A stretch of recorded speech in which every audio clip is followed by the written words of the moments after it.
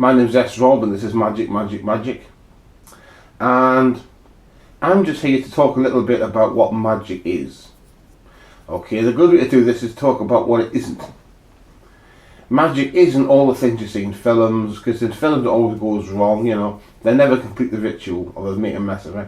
And you always complete the ritual. You never ever stop a ritual in the middle and then leave it. You always have to complete it, okay? There is sometimes you can leave it for a while and have a look around at when you've summoned something and you just want to see if it's there. But basically speaking, you always have to finish a ritual. A good way to illustrate that is something which actually happened to me. The time I was working on a book for ancient Egyptian magic. Now you've got to test rituals out before you write them, so I'll test them out.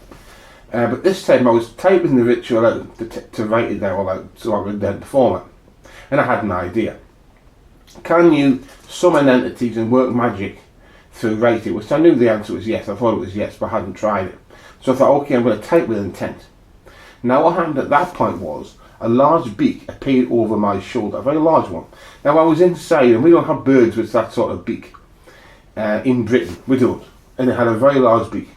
And the end of it was razor sharp. And I was quite worried that it would peck into my jugular vein and kill me, because it was quite possible. So at that point I just stopped typing, because remember, at this point the ritual has no ending until I write it. It's all happening in real time. Okay, so I went now, took a look round, and at the end of the beak there was a red bit, yellow, but had a red triangle there, and the face. The face was not the face of a bird. It was as flat as a pancake, as flat as a piece of wood, small, quite smaller than a human head, and blue.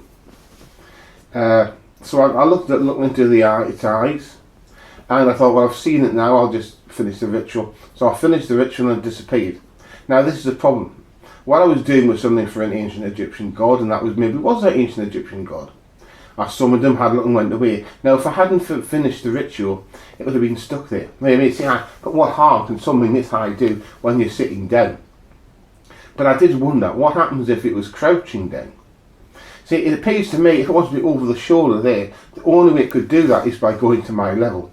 And I practiced crouching down myself, and I realised it could have been a height of about 10 foot or maybe as much as 12 foot tall, just with a small head. And it was bright blue. I think it had blue feathers on its face. It was a very interesting looking creature. And that's the importance of always finishing rituals. You know, you never leave them be. You never just leave it halfway around. Rituals are always left there to be completed. They're always completed, and getting them completed also gets you out of trouble as well. Now I didn't touch the entity, but it did look completely solid. It looked like to be a completely solid entity, but you can't just go and touching things. That's what people don't understand.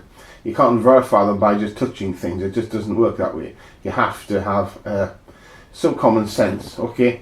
You can't just touch people in the street, and you certainly can't just touch some sort of entity which could be an ancient god or magical being of some description. We have to leave it. But I hope that's helped a little bit understand what magic is and the importance of finishing rituals.